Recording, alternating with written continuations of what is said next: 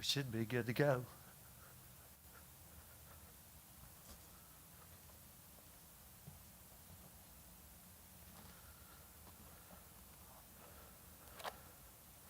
I don't have all kinds of notes for tonight. Go back over in Hebrews. And we'll be in Hebrews chapter 7. Did it work?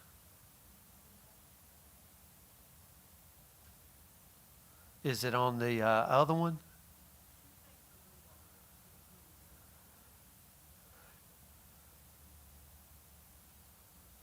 It's not on either one?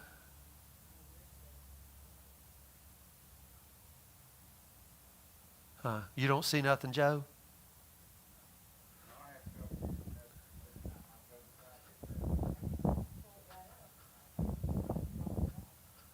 Let me look.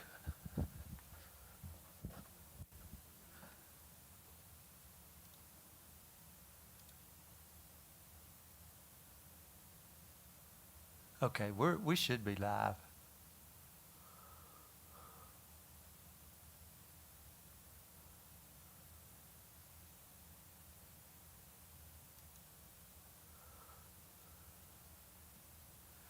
All right, the beauties of technology.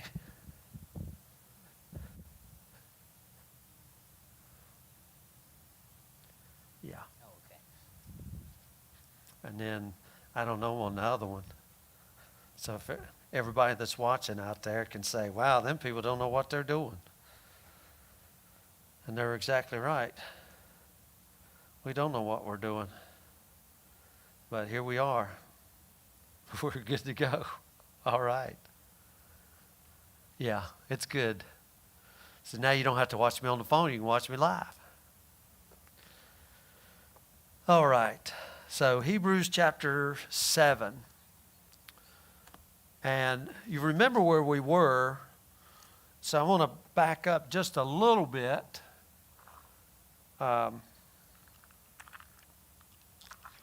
Hebrews chapter 6 at verse 18. By two immutable things in which it was impossible for God to lie, we might have a strong consolation, who have fled for refuge to lay hold upon the hope set before us. And I would like to take a week to talk about that strong consolation. You know, when people go to somewhere, they go to console somebody, because obviously the person you're trying to console is agitated, anxiety, something has happened, whatever. So you're there to console. So he's talking to these Hebrew Christians, and the words he uses, they might have strong consolation. Strong consolation. You know, we've talked about full assurance of hope, full assurance of faith, full assurance of understanding. But he says, by two immutable things in which it is impossible for God to lie, we might have strong consolation, who have fled for refuge to lay hold upon the hope that is set before us. Which hope that we have as an anchor of the soul, both sure and steadfast. Remember, Malcolm talked about that word, sure. This same word here talked about surely, sure. I mean, this is the reason it's sure is by two immutable things, because it's impossible for God to lie. I mean, this is of a surety. You can have strong consolation. You have an anchor for the soul, sure and steadfast, and which entereth into that within the veil, whether the forerunner is for us entered, even Jesus, made a high priest forever after the order of Melchizedek. Now, notice what he says, whether the forerunner is for us entered. Even Jesus made a high priest forever after the order of Melchizedek. Now, what I want you to keep in mind here, that we're still on the topic of full assurance of hope. We haven't, I mean, when you read scriptures, they're all labeled in chapter headings and all of that stuff, but we haven't left the topic, full assurance of hope. Now, I want to back up a little bit. I don't think I mentioned this. remember where we were. He's talking to these Hebrews, and he says, you're babes. You remember when he said that? And he said, strong meat belong to them that are full age. You're still babes. And I just got to go back to that and cover it just a minute, because people have this idea that strong meat, and I was brought up this way too, that strong meat is that strong doctrine. Have you guys ever heard that? That's that stuff. But it's not. It's not. What strong meat is the application. Now think how simple that is. The gospel is so simple. I'm determined to know nothing among you save Jesus Christ and Him crucified. How much more simple can we get? What does the gospel tell you? You've been forgiven. Now go forgive. You see what I mean? These Hebrew Christians was not putting into practice what they had been taught. Sounds like our world today, don't it? We know everything, but we're babes because of application, strong meat. So you can see, and when that happens, now I'm left over here as everybody seems to be, because we're not in the application side. We're still over here, we're wanting to learn. What does Paul say? Ever learning, never coming to the knowledge of the truth, because it's simple. It's so simple, it's called a stone of stumbling, a rock of offense. Put away bitterness. Now, let's think about it. No, put it away. Put away malice. Put it away. You've heard these things. Now, you know what he's saying? You've heard these things, now go and do them. But they wasn't doing them. And because they wasn't doing them, they didn't have full assurance of hope. They had, now they're being persecuted. They're in a mess. So he brings us to this verse here. And Lord have mercy, I know there's so many that want this great deep doctrine, this great deep things, these great mysteries of God. Paul just told us plain. I just got to say this. Paul told us plain. The mystery is a person, Christ.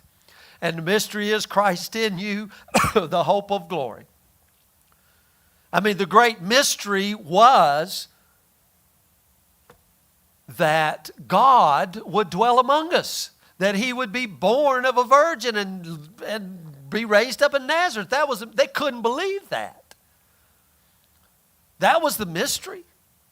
They thought He would come out of the skies in a chariot with Elijah and fire wheels and all of these other things to be born in. That was the mystery. So still today, people want this great mysterious stuff, this strong meat, this strong doctrine. And the strong doctrine is love one another as I have loved you. I mean, that don't sell books, and that don't sell none of the other stuff. It's just, He says, go do it. I've given you the power from on high. I live in you. You've been born again. You go do it. Go forgive. Love one another. It's too simple. And he talks here about the order. Man, that word's been on my mind for 3 weeks. Order. The order of Melchizedek.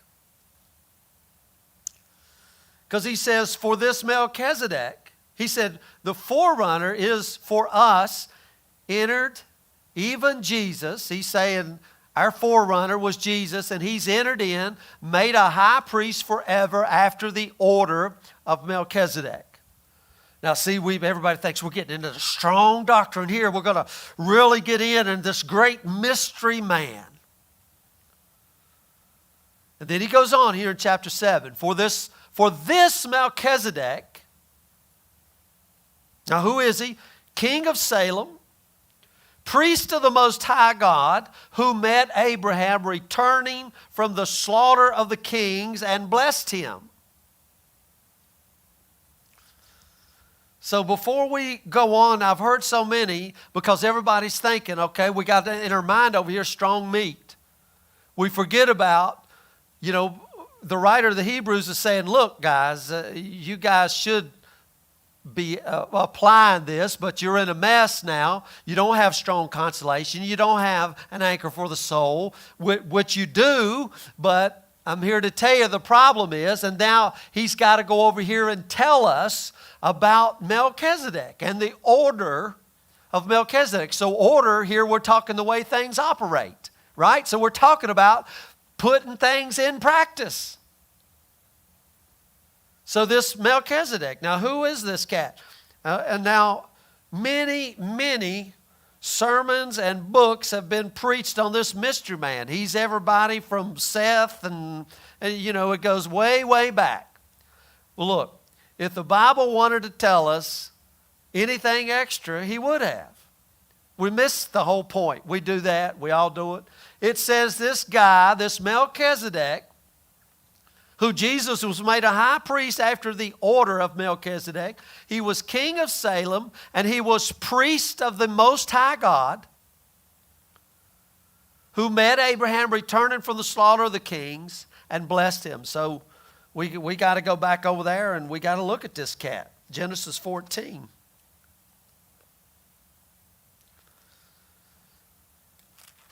Now, without going through all of these verses here, there's a lot of, here's Abraham and Lot, and there's a lot of kings, and I'm going to start in verse 11, and in chapter 14, verse 11, and they took all the goods of Sodom and Gomorrah and all their victuals, and they went their way. So it happened, the wars had happened, so they come into Sodom and Gomorrah. That's where Lot lived, and they took everything, and they took Lot. It says, and they took Lot, Abram's brother's son. I highlighted that Abram's brother's son here in a minute, because I want to show you this is the way the Hebrews thought. Because he was Abram's brother's son. So what's that mean? He was Uncle Abe, right? Uncle Abe. And it says, who dwelt in Sodom and his goods and departed. So, they come in and take everything. And there came one that had escaped and told Abram, the Hebrew, for he dwelt in the plain of Mamre, the Amorite, brother of Eshcol and brother of Aner. And these were confederate.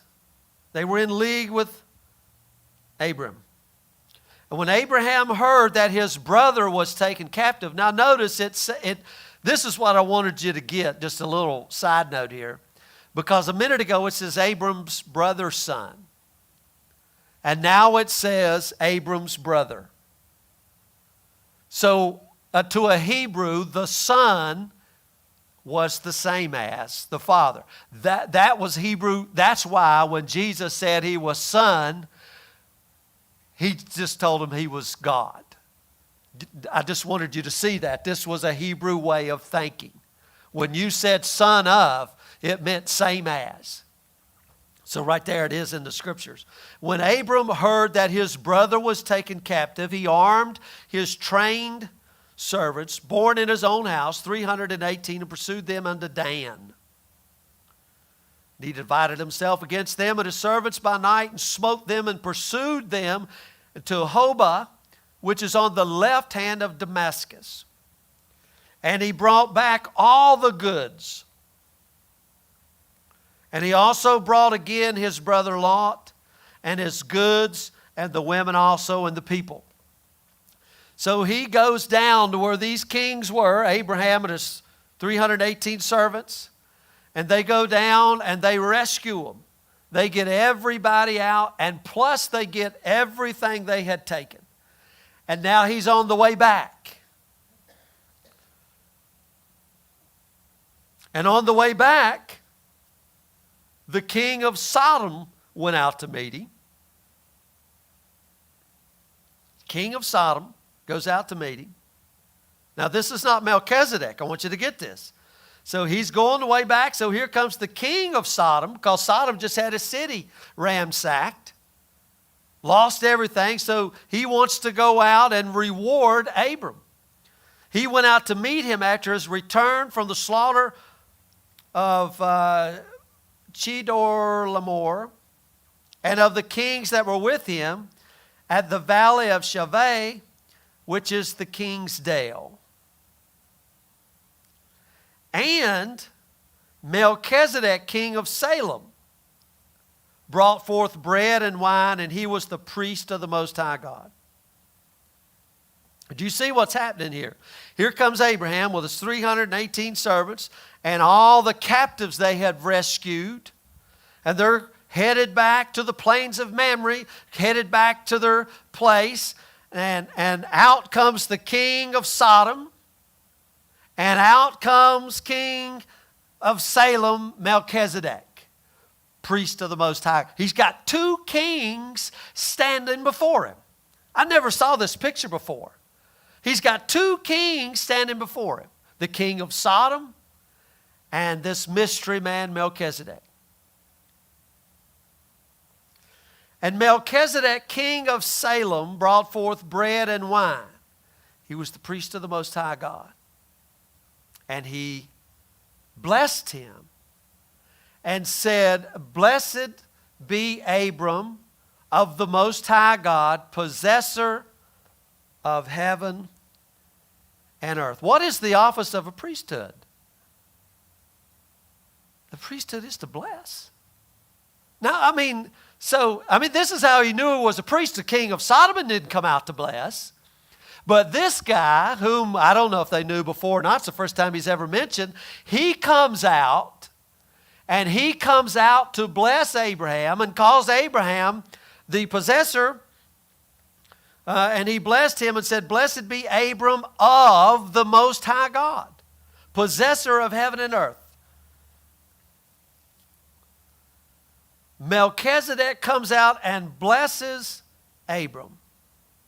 "Blessed be Abraham of the Most High God, possessor of heaven and earth." So Melchizedek is not only blessing Abram, he's blessing the Most High God here. What he's saying here when he's blessing him is not bestowing something on God. To bless God means let his name be praised. Let his name be praised. And he says right here in verse 20, "And blessed be the Most High God." This is what he does. This is Melchizedek. "Blessed be the Most High God, which hath delivered thine enemies into thy hand." And then it says, "And he," this is Abraham, "gave him," Melchizedek, "tithes of all." Now remember, I've got two kings here. I've got the king of Sodom, and I've got Melchizedek. Now Melchizedek comes with blessing. "Blessed be the Most High God, and blessed be you, Abram, whom God has blessed you with all of this stuff." And Abraham, he doesn't give the tithes to King Sodom. He didn't split it up and say, "I'm going to pay you both. You're both kings." He gave all the tithes to Melchizedek. So he's got two before him. Two kings before him. Which one is he going to give honor to? So, let me keep reading. Verse 21, "And the king of Sodom said unto Abram, Give me the persons and take the goods to thyself." In other words, he says, "Look, you did a mighty deed, Abram. I'm not here to get all the stuff back. Just give me the people that belong to me. You can have all the spoils. You can have everything, all the stuff that we lost. I don't even care about it." It sounds like a nice gesture. You can have it. You can have it all. Just give me the people.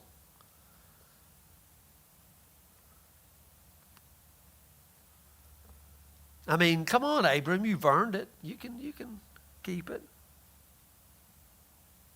Now Abram said, verse 22, to the king of Sodom, "I have lifted up my hand unto the Lord."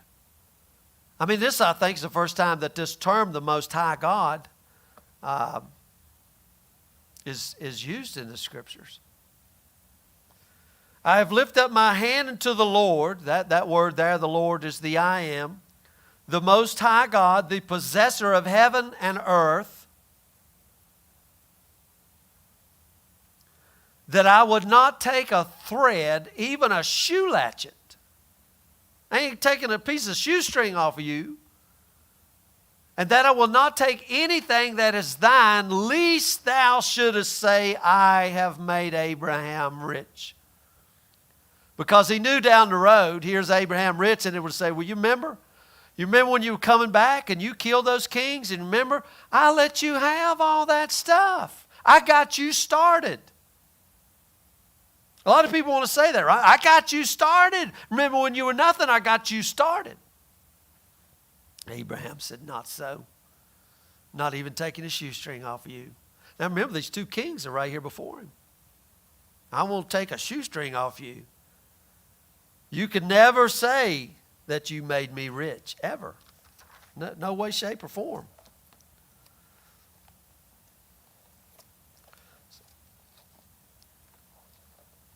Now let me get back over here to Hebrews.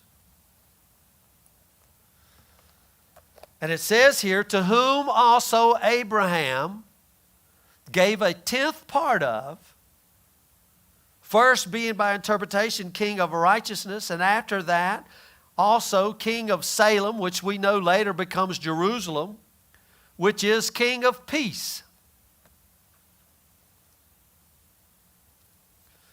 And I want to tell you, people use this verse right here about paying tithes.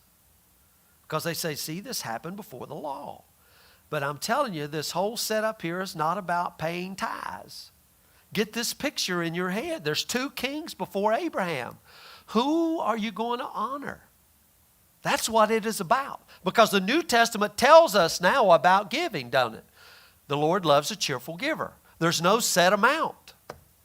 There's no law. The Lord loves a cheerful giver. He'll tell you. There's no, well, I made $100, I got to give 10. He'll tell you. It's that simple. So this is not about paying tithes. This is about honor, the order of Melchizedek. Nowhere in the New Testament does it say to give 10%. It says to give from the heart. So this is not about paying tithes. Again, what is this about? It's about the full assurance of hope. We can't lose sight of where we're at. Strong consolation, anchor for the soul, full assurance of hope. These guys don't have it.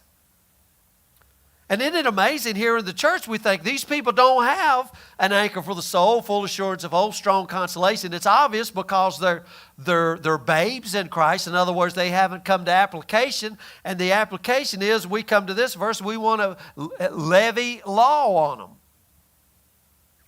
We want to levy taxes. It's about the full assurance of hope. And that full assurance of hope being established by a new order. And what was the new order? Jesus made a high priest forever after the order of Melchizedek. So I got to go and I look at this word order. Now this word means arrangement. It means succession. It means dignity. After a new succession, a new dignity. Now, it says here, and this is where people get real mysterious, that in verse 3, that he was without father, without mother, without descent, having neither beginning of days nor end of life, but made like unto the Son of God, abideth the priest continually. What that means is, and the Bible's always too simple. Really, we make it so difficult. The Bible is so simple.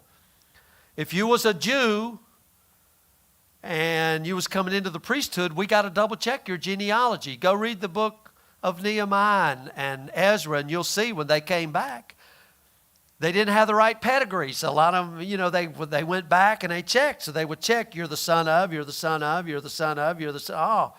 You're the tribe of Levi. You can be one. So what this verse is really saying is that Melchizedek's father wasn't a priest. You see, because we're talking about the order, the succession, because in the scriptures, Your dad had to be a priest, and you was a priest, and your son was a priest, and his son was a priest, and his son was a priest. Melchizedek's dad wasn't a priest. Wow, how simple. I thought it was strong meat. How simple. Because we know under the law of Moses, he picked out Aaron, and inside of Aaron, or he picked out Levi, and out of Levi he picked out Aaron and made Aaron the high priest, and only Aaron's sons could be the high priest. And it was genealogy, and the genealogies were checked. And here are these people, when they say Jesus was high priest, they say, no, wait just a second. We know Jesus came from Judah. We know Mary and Joseph both were from that tribe. So if we go up there to the temple and bring out the records, there'll be no record where he had anything to do with Levi or with Aaron. So he's saying, look, full assurance of hope, strong consolation, an anchor for the soul. He's not of that order, of that succession. He's of another succession, which God told you about all the way back over in the Psalms, that he would make him a priest after the order of Melchizedek.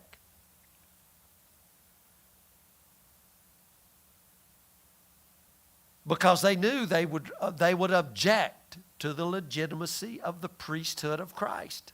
They would say, there's no way. That's why he quoted from Psalms 110. That Psalms 110 was prophesying of Jesus. And hear this, he's telling them he's it. Jesus, he's it. He's the high priest. He's the one. He's the one. The one they crucified, but yeah, he got up. He's the one, our high priest.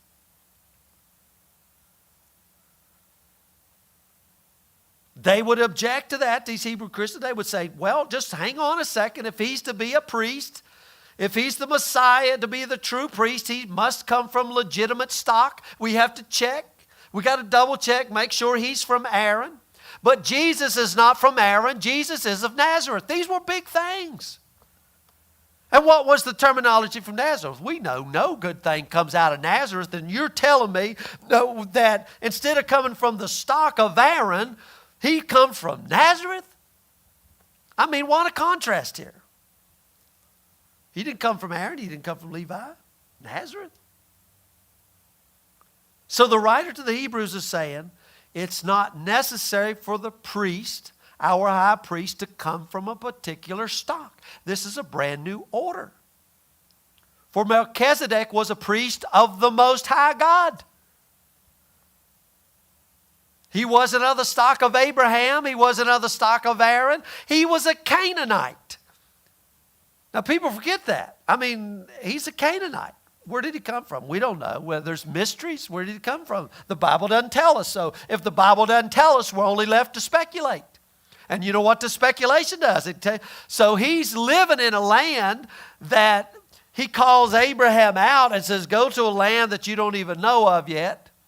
So he's in the land of, he's there with Canaanites. So he's not even an Israelite.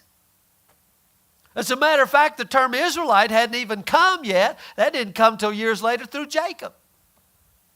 So here's this Canaanite priest king who is prophesied of in Psalm 110, just to show us that he is not of that stock. He's something altogether different. Melchizedek is said to be without genealogy because he wasn't of the seed of Abraham. He was a Canaanite. Now I want you to get this. Now these are just things I'm throwing at you. It's something I want you to think about. You remember when, this is tricky how you say this. I've got to turn my stuff around.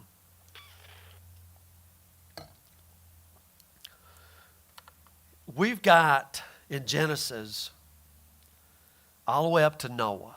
And Noah goes into the ark. Noah and his wife and his 3 sons and their wife. We've got 8 souls in that ark.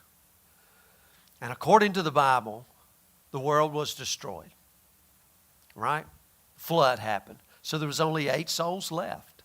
And out of those 8 souls, Go back to Genesis and you'll see that every person that is mentioned in the Scriptures come through one of those children of Abraham. Every single one. So why is that significant? Because this is a book about the church of the living God. There's no mention here of Chinese people. There's no mention here of Norwegian people or American people. It's about the sons of Noah. And even if you trace it back to Egypt, they changed a lot of names around, but Egypt was Mizraim, which was a son of Ham. And Ham had a son named Cain. And if you remember, the sons of Ham were cursed, because he's the one that went in and saw the nakedness of his dad. So when you're talking about Canaan, you're coming into a land that was cursed. And the people there was cursed. And in the middle of a cursed land and a cursed people, there is a king of Salem, king of righteousness, named Melchizedek. Can you see the mind-blowingness to Hebrews? To us Gentile people, we're like, we don't care. They're saying, no, cannot be. He's cursed. That's the reason it took the psalmist to say there would be a priest coming up out of that. A Canaanite. So see, all through the Bible, when you read of the Philistines, when you read of any enemy that Israel fought against, they all came through the ark. And you could trace them all the way back. They're one of the sons of Noah. So this Bible ain't about World War IV and 5 and 3 and 16 and bombs and missiles. It's about the church and the struggles the church has. And because it is, every enemy that comes up against the church, comes up against her, usually comes right from her. Because really the world didn't care about, Rome didn't care about Jesus. They didn't care. They didn't care who he was. The Jews are the one who cried out, crucify him. So here's this Melchizedek. Made like without father, without mother, without descent, having neither beginning of days nor end of life, but made like unto the Son of God. And then he makes this little quote, abideth a priest forever. Now what does that mean? Again, it's so simple. Now, in the priesthood of Aaron and the high priest, you were a high priest until you died. There wasn't no, you get 60 and retire, right? You was a high priest until you died. So when he's making two references here, because what he's saying is guess what? I mean, you might have had good friends with a high priest yesterday, but guess what? He might have died. And now the one coming up, he ain't too good. We've seen that in the Bible, right? I mean, they would steal things out of the pot and everything. But he's saying this Jesus, he ain't dying anymore. I mean, so you can have strong consolation here. I don't have to think, man, that priest, he's been a priest a long time. He's 95. He's getting old. I don't know. He's a good one. We like him. But his sons we can't trust. He abides a priest forever. Continually. That's what that means. And also, just under the normal Levitical priesthood, they were only priests until they were 50. And then they were retired. And somebody else took over. So he's just saying this is a continual priesthood. Continual priesthood. And here's what he wants to talk about. He says now. He's talking to these guys, these babes under persecution, on the verge of leaving everything and going back to something that they felt sure and confident in, going back to the 1,500 years to Mount Sinai and Moses and everything that they had and the law and the temple. We can see how beautiful it is and all of this, but they're not putting anything that we've said into practice. But here they are. But now this writer says, now, you guys, now that I have your attention, I've talked to you about strong consolation, an anchor for the soul. Jesus is is this priest after the order. He says, now consider how great this man was. He's talking about Melchizedek, because they want to jump around and say, we have Abraham to our father. Jesus said, if you were Abraham's children, you'd do the deeds of Abraham, but you go about to kill me. So they took great boast in we're Abraham's seed. Now Abraham's got 2 kings before him. And he says, now consider how great this man was, unto whom even the patriarch, not just Abraham, but the patriarch, the father of faith himself, gave the 10th of the spoils to. Now who did, I mean, he's got 2 kings before him. He could have went, he could have said, okay, you know what? I got 2 great men before me. I'm going to give you 5%. I'm going to give you 5%. That way I'll cover them all. No, you, king of Sodom, I'm not even taking a shoe ladder. Take your stuff and go. I want nothing to do with you. And he gave all respect and honor to this Canaanite priest that comes from the land that was accursed. And even the patriarch Abraham gave a 10th of the spoils and gave all honor unto him. He says, now consider him. I know about Abraham. Let me get you right where you're at. This Abraham and how great he is, and I know. But even Abraham paid his respect to this guy. Now this Jesus I'm telling you about is made a priest after the same order as this guy. Now look what he says. But he whose descent is not counted from them received the tithes of Abraham and blessed him that had the promises. Because what happened? Here comes Melchizedek and he blessed Abram. He blessed Abram. And we know in Galatians that Abram was blessed. And we know that blessing was the Holy Spirit. That it was coming. I mean, you can read that in Galatians 3. And he says, and without all contradiction, the less is blessed of the better. The less is blessed of the better. I mean, what in the world? What kind of verse is that? For one thing, let me back up. If this was about paying tithes all the time, I have to ask this simple question. How many times did Abraham pay tithes? Once. So, I mean, if this was about your weekly contribution, Abraham only did it once. So if we're going to follow Abraham, he only did it once. But what he's saying is consider how great that even Abraham paid.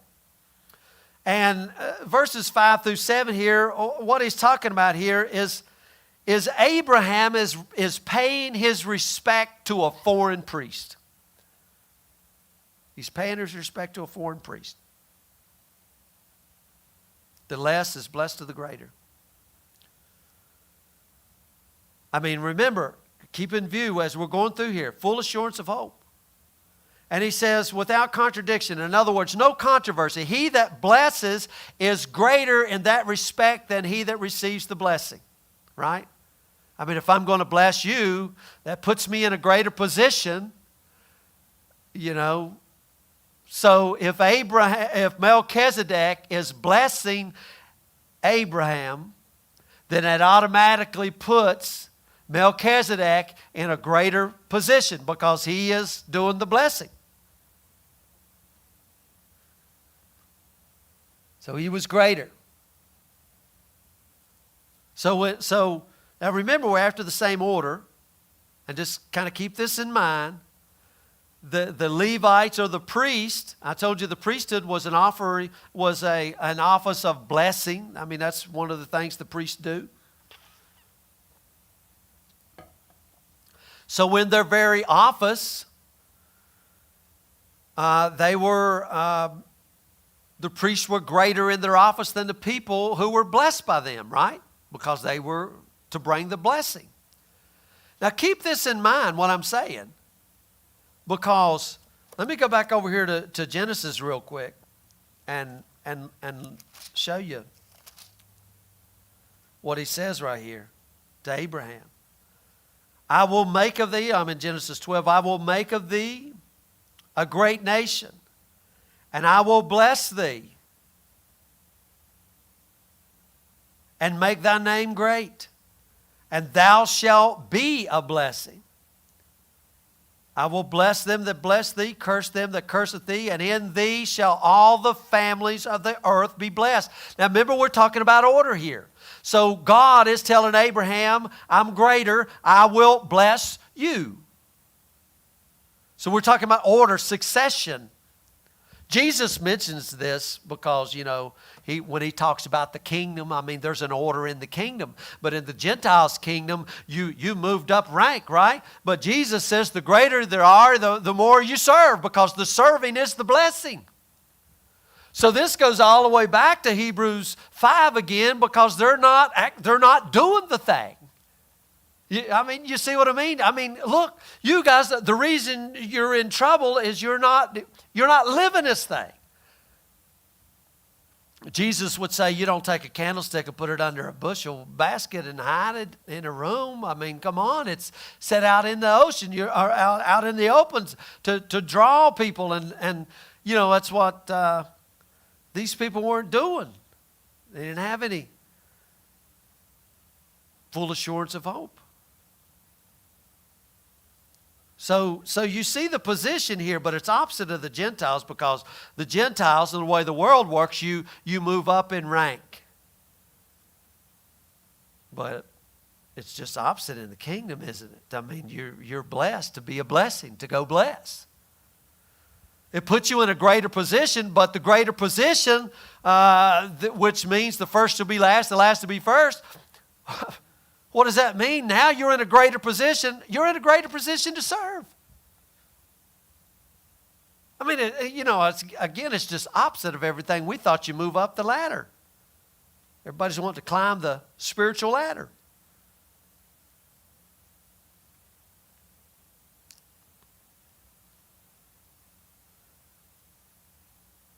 So Melchizedek here is a priest of the Most High God. And as blessing Abraham, he was greater than Abraham.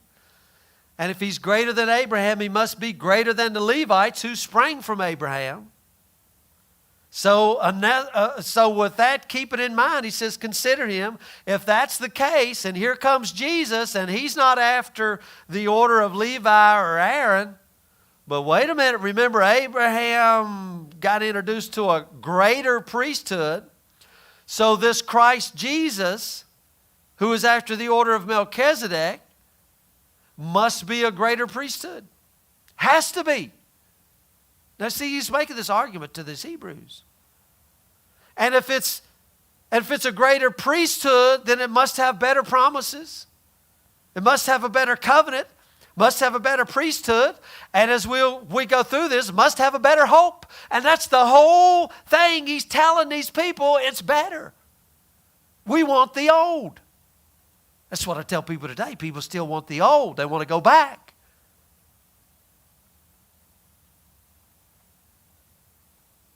Now let me just keep on reading here.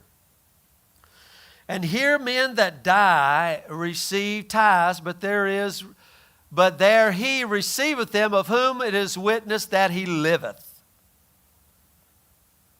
And as I may say so, Levi also, who receives tithes, paid tithes in Abraham. That's the thing I was just talking to you about. Because Abraham, for he was yet in the loins of his father when Melchizedek met him. Because see, the Levites would go out and say, well, look, we're greater than you. Because all the people, all the cities, they have to pay tithes to us, so we're greater than you. You want to talk to God, you got to come to us. And he said, hey, but just wait a minute. You know this patriarch Abraham, even he had to turn and bow and paid tithes. And you were in his loins when he did it, to this greater priesthood of Melchizedek, who we know Jesus is our high priest, the forerunner, after the order of Melchizedek. And he says this right here, if therefore perfection were by the Levitical priesthood, then here's a little parentheses, for under it the people received the law, Moses, Mount Sinai. So we're talking about, these guys are lacking something. They don't have full assurance of hope. And he's saying, now wait a minute, everybody wants to hang on to the law here. If perfection were by the Levitical priesthood, under it the people received the law. What further need was there of another priest? Another priest that should rise after Melchizedek and not called after the order of Aaron. I mean, I got to make, I've made one argument with you that Abraham paid tithes to Melchizedek. Well, let me make another argument with you. If it's so good under the law, show me your perfection. Obviously, you guys are in a mess because you don't have full assurance of hope. You're babes. You should know better. So where's your perfection? I mean, you want to go back to the law when you was under the law. Show me your perfection. Where's it at? The challenge here. Show me. And if perfection came by that, then we wouldn't have needed another priesthood to come along, something that was greater. And I can see him scratching her head thinking, yeah, maybe he's right. And then he comes into this statement. For if the priesthood was changed, there is made a necessity a change of the law. What a statement. What does he mean by law? A necessity of change of law. Well, I look at this whole order here. And I've got this order over here, Levitical System Law, not only 10 Commandments, the 613, the sacrifices, the temple, the whole 9 yards. One thing in this law was I had no access to God. There was a veil that kept me away. And as a matter of fact, if I wasn't born in the right family, I'm kept out even farther. Maybe you were one of the, I hate to use the word lucky ones to be born in Levi, but if you wasn't, you can't get by the altar. As far as you're going. So I know God is up there. I can't get to him. I can't even talk to him. If I want to pray to him, I can't pray to him. I got to go to my priest, and hopefully I got a good priest, and he can pray. All I know about this law is I think God is angry all the time because every year we have to offer, this Day of Atonement and all these beasts, and it's like a blood river flowing out of there, and we're satisfied. The goat gets taken away, and I can rest easy, but not really, because I know that, I sin again, and and then all this law that says I could be stoned, and where's the assurance? There's not much assurance under that. As a matter of fact, there was not supposed to be any assurance under it. Because, and this is the thing that got me, because I got to go over here and read just a little bit in Galatians. Because we're talking about a change of a law here.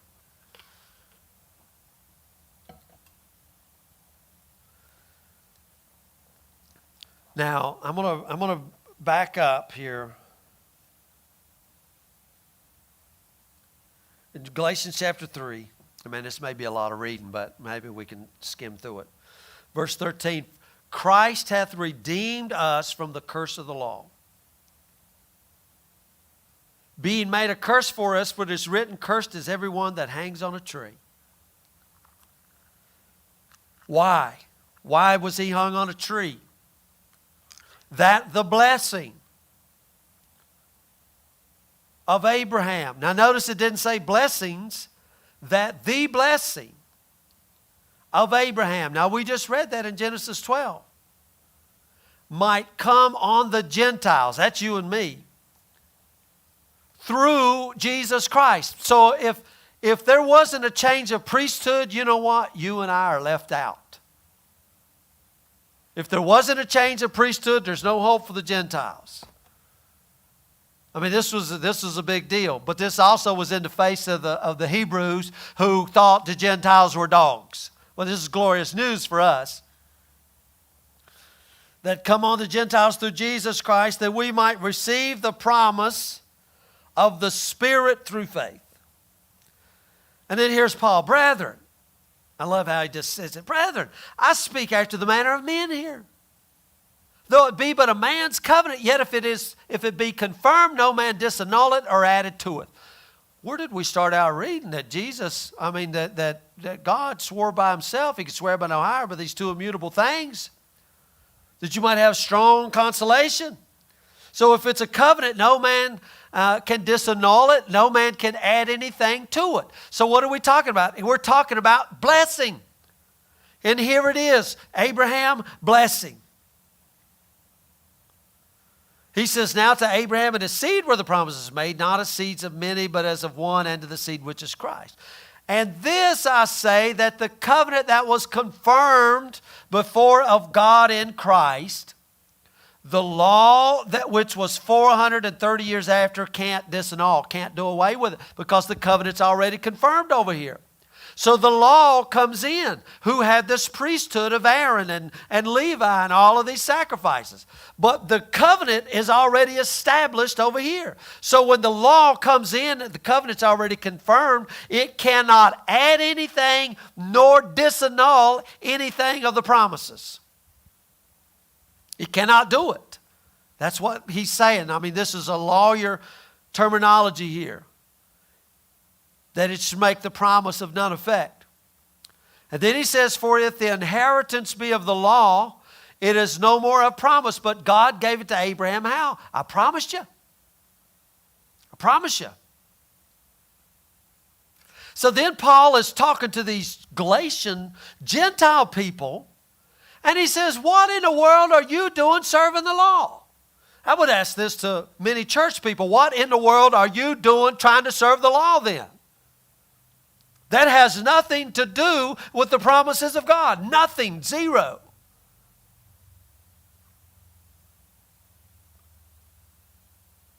And then he makes this statement. Why? Because why was the law given? I thought it was given so we could keep it, and so we would know how to get along, and we could put our 10 Commandments up on all the buildings, and we would live better and be more holy people. But here, if you believe in Paul and you believe all Scripture is given by the inspiration of God, the great apostle Paul says it was added because of transgressions.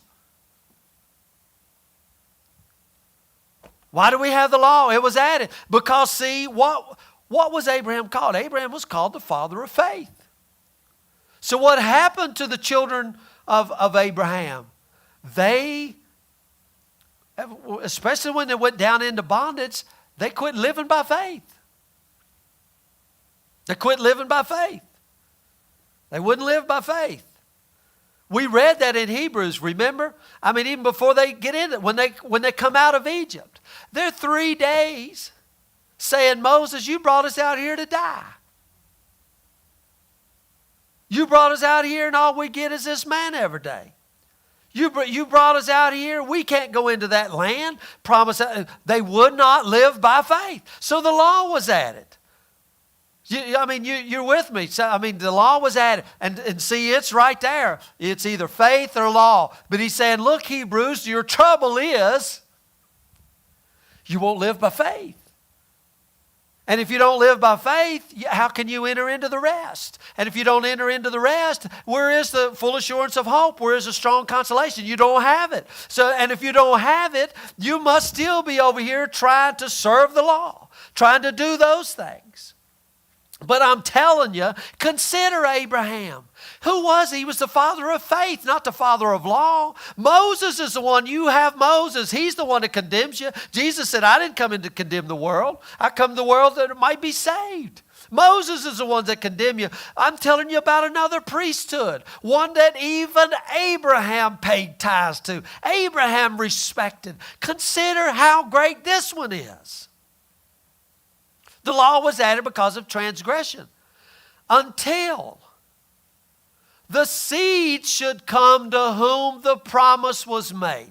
So what happened? These people right here, these Hebrew people, they would not live by faith.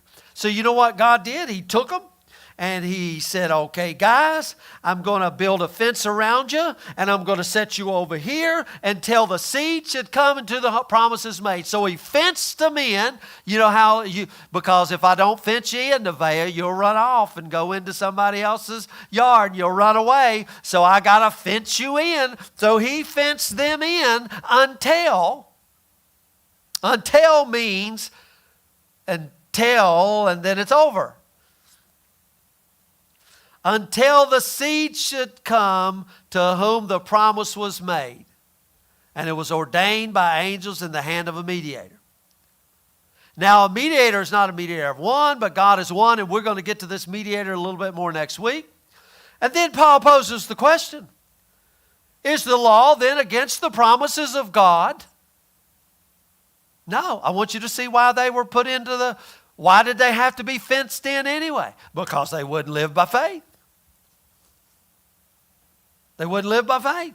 So Paul asked the question, so is the law something contrary to the promises of God? I've already started out that once the covenant is made, and God swore by himself by two immutable witnesses that God cannot lie, that you might have strong consolations that nothing can come in to affect the promise.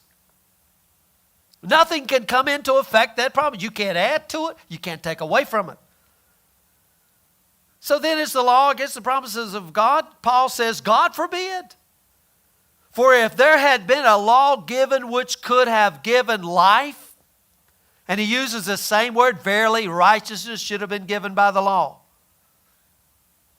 If you could have gotten life, if you could have obtained righteousness by this law, then we didn't need this promise over here. I wish people could get that part today.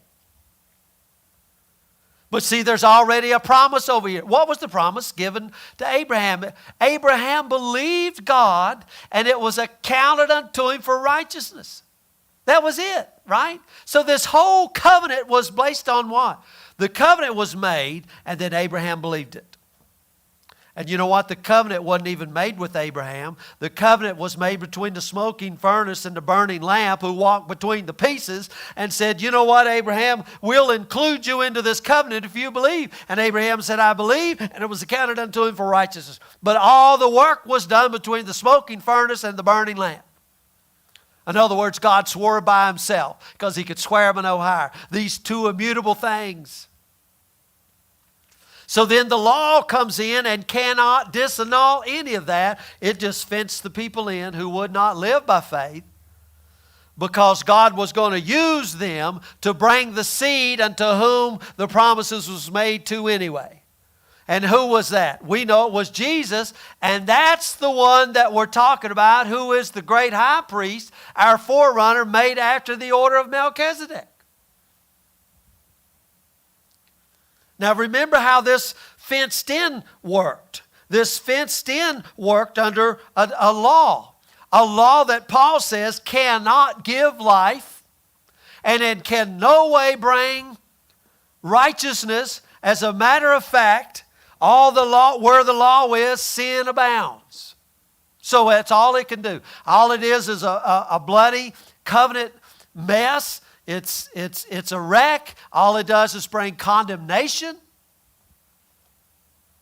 And you're kept there. But the Scripture hath concluded all under sin. Now wait a minute. Because what did the law do? Even those who didn't sin after the similitude of, I forget how it's put in over there in Romans, but they all have sinned and come short of the glory of God. But see, even these people out here that don't even know because they don't have the law, because the law was these fenced-in people, but the Scriptures hath concluded every person born of Adam has sinned. Sinned and come short of the glory of God. But this is a great thing. This is awesome. You would think it would be negative. Wait a minute. Because everybody say, we've all sinned and come short of the glory of God. That is wonderful. That is wonderful. Now, what do you mean we've all sinned? Hey, Malcolm said right here and said, you know what you added to this equation? You added your lostness. What you added here was your sin.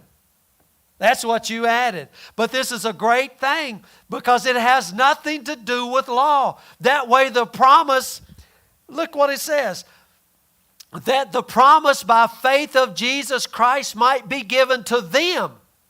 Who is them? Them that believe. It didn't matter Jew. It didn't matter Gentile. It didn't matter if you was under the law, not under the law, born in a palace, born in a manger. It didn't matter if you was male or female or Jew or Greek or bond or Scythian. It didn't matter. That all you had to do now was what? Believe. A whole new order. A whole new law. A whole new priesthood. And then he goes back. But before faith came, this is Paul, we were kept under the law. We Jews were kept under the law. Shut up unto the faith which should afterwards be revealed. We were locked up. Now this is a huge statement right here. Shut up unto the faith which should afterwards be revealed. And then he says the law was our schoolmaster to bring us into Christ, that we might be justified by faith. And now here's these words. And I'm going to touch on this a little bit and we'll call it. Because now what happens is these over here that was under the law, and what we do with our mind, our law mindset is we make everything law. So now we say, now we got a new law. And the new law is faith. But ask how many people about their faith. And they will begin to tell you about their faith. And some will tell you they have great faith. And some will tell you they have small faith. And some will tell you they have mediocre faith. You know, you've talked to these people. You've seen. Maybe you've participated. Maybe, sometimes people boast in their own faith. But he says the faith. He didn't say your faith. This is the beauty of this whole thing. We are shut up under the law, under the schoolmaster, until the faith. Until the faith. Not until you get faith. No, the faith. We're talking about a person here. You see, when it says the on it, we're being specific. We're talking about a person here. I can see the excitement in Paul's, hear it. I can hear it. We were shut up unto the faith which should afterwards be revealed. Wherefore the law was our schoolmaster. He was our tutor. To bring us unto Christ, that we might be what? Justified by faith. Justified by His faith. But after that faith has come, we are no longer under the schoolmaster. After that faith, after that He's come. Do you know what and right here in Galatians 2:20. I am crucified with Christ. Nevertheless I live, yet not I, but Christ liveth in me. The life which I now live in the flesh, I live by the faith of the Son of God, who loved me and gave Himself for me. It's Jesus' faith. We live by His faith. What do you mean that we might be justified by faith? What was His faith? His faith was, into thy hands I commit my spirit. That was His faith. His faith was, I'm going into death. And I'm trusting you, Father, to bring me out. That's the faith we live by. It ain't, I got great faith and little faith, and sometimes I got faith. No, I got to go back to these covenant words. I got to go back to surely. I got to go back to an anchor of the soul, strong consolation. It's going to come down to this right here. Do you believe that Jesus got up from the dead? Because if you don't believe that, our preaching is vain. Everything is vain. We go to the house. But if you really can get a hold of the fact that God raised Him from the dead, and that same Spirit, and what Spirit is that? We say the Spirit of power. We say the Spirit of resurrection, the Spirit of faith. That same Spirit of faith dwells in you because He dwells in you and He is the faith. What a strong consolation. So, this whole thing is going to go back and center right on who is Jesus? Who is He? I mean, do you know who he is? Well, I've been preaching about it on the side. Have you seen him? Do you know who he is? I mean, he's Son of Man. He's Son of God. Come and take a look at him. And it's that same guy who went into death. How did he go in? He went in faith. And he got up in faith. All things done by faith. Now see, that is the faith that is pleasing to the Father. You know, without faith, it's impossible to please God. So we're thinking, oh, I got to have faith. No, there's only one faith. It is the faith, and it's Him. In other words, what it means is I throw everything else out. I throw my faith out, your faith out, great faith out, small faith out. I throw it all out because there's only one faith. And I believe that God raised Him from the dead. And when He raised Him from the dead, my goodness, we'll get into this in some further chapters, but that means your sin is gone. That sacrifice wiped it out. I mean, a whole brand new order. I mean, it's over and done with. The whole system has changed. And that's what this verse is saying. There was a necessity of a change of law. And really, I just showed you that law that was right there was just until this new order came about. And this new order could not come about until Jesus raised from the dead. Up to that point, we're on the road to Emmaus. We had all faith. We had all hope in Him. Oh, and He's crucified. He's dead. You're right? That ended all your faith right there. Your high priest. But Jesus, our forerunner, abideth continually. You see where He's going? Abideth continually. I mean, you are justified as long as Jesus lives. You're forgiven of sin as long as Jesus lives. You're made righteous as long as Jesus lives. Now, if Jesus dies, guess what? You're up the creek. You're up the creek. So you see the strong consolation, not just consolation, but strong consolation. We've got to get to the point. Let me just go back there, and I'm going to read this and quit. Let me go back over here to Hebrews, because this is how this starts out. God, who at sundry times, in divers manners spake in time past unto the fathers by the prophets, hath in these last days spoken unto us by His Son, or in His Son, whom He hath appointed heir of all things, by whom also He made the worlds. Who is this guy? We don't have a name here, do we? We don't have a name. All we got is His name is in Son. Who is He? And He says, who being the brightness of His glory, the express image of His person, upholding all things by the word of His power, when Him alone, when He had by Himself purged our sins, sat down on the right hand of the Majesty on high. My goodness, we keep going through this, and who is He? I mean, he's just the Son. He's made greater than the angels, and I don't see His name, and I don't know how should we escape God bearing, and I don't know what's going on. And He says, but who is this guy? Who is this guy? We don't yet see all things put under His feet, but who is this guy you're talking about? Writer of Hebrews, you got to tell us His name. Who is He? But we see Jesus. Oh my goodness. Who was made a little lower than the angels for the suffering of death. But how do we see Him?